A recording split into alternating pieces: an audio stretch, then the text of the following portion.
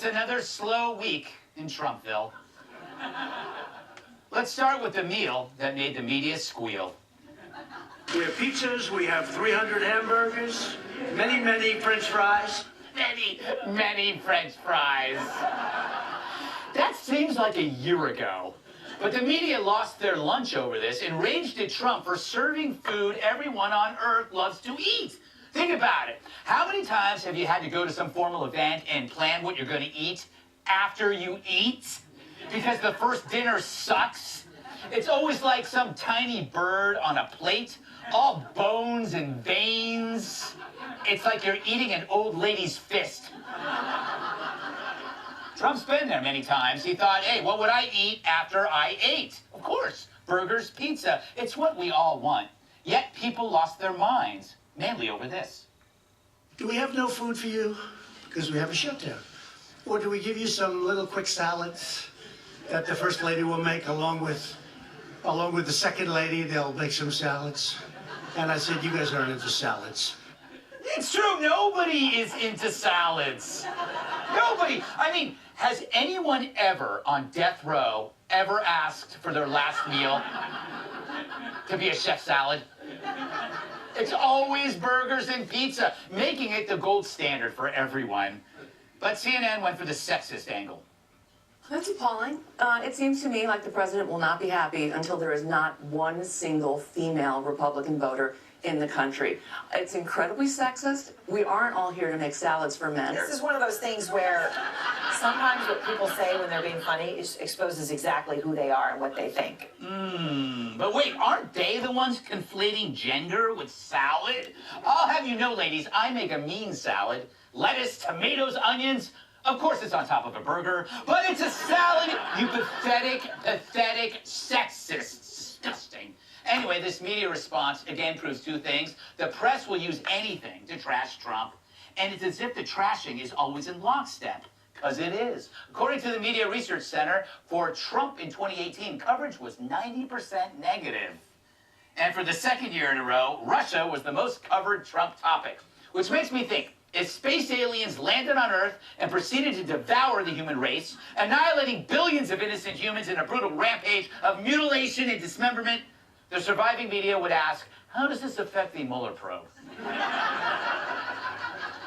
The media has been so screwed up since Trump that they even see white privilege among blacks. That's a whole nother long conversation about white privilege and things that you have the privilege of doing that people of color don't have the privilege of. How do I have the privilege of white privilege? David, by virtue of being a white male, you have white privilege. Reva, I hate to break it to you, but you should have been better prepped. I'm black.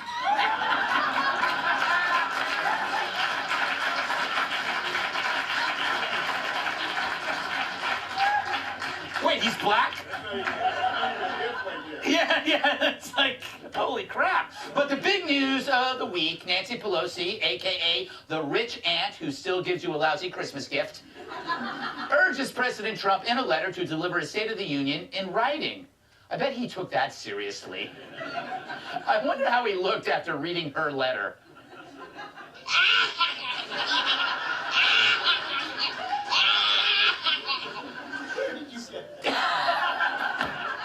Flea market. All right, so how did Trump respond to Nancy? He canceled her trip to Brussels. 30 minutes.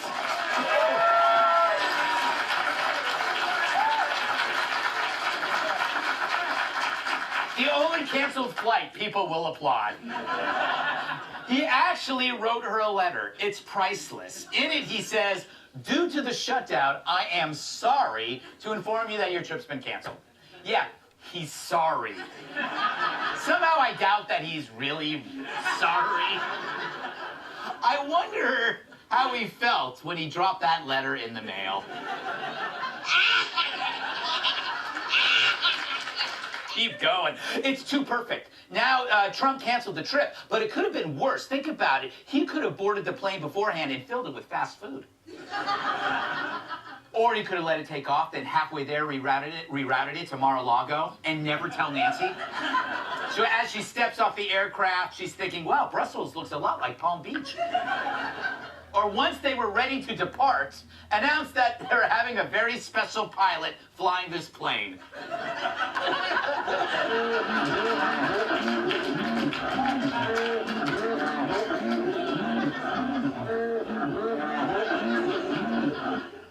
Yep.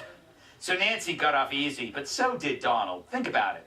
Nancy's initial request just gave him the perfect excuse to get out of the worst thing ever, the State of the Union. It sucks. It's boring. It's dreadful. It's the ceremonial version of a colonoscopy. And I know, I had one on Wednesday. Let's roll the tape.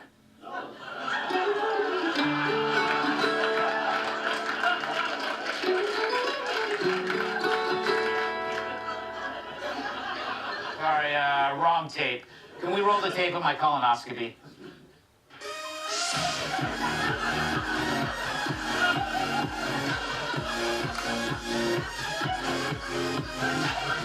All right, one more time. Can we see my colonoscopy?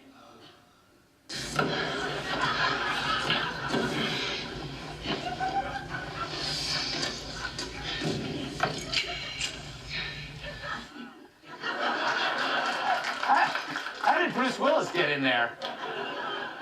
I hope he reads the card. Anyhow, old joke. The State of the Union takes place in D.C., which means if it happens, I have to go to D.C., and I don't want to go to D.C. To get to D.C., I have to take a train through Delaware and Baltimore first, which is like having sex with two goats in order to have sex with a mule. So Nancy's letter gave Trump and me a golden ticket out of a nightmare. Trump should cancel the D.C. thing, get a large arena, pack it full of fans, have a great night. The press will have to cover it. After all, it's their job, and it's going to be hilarious.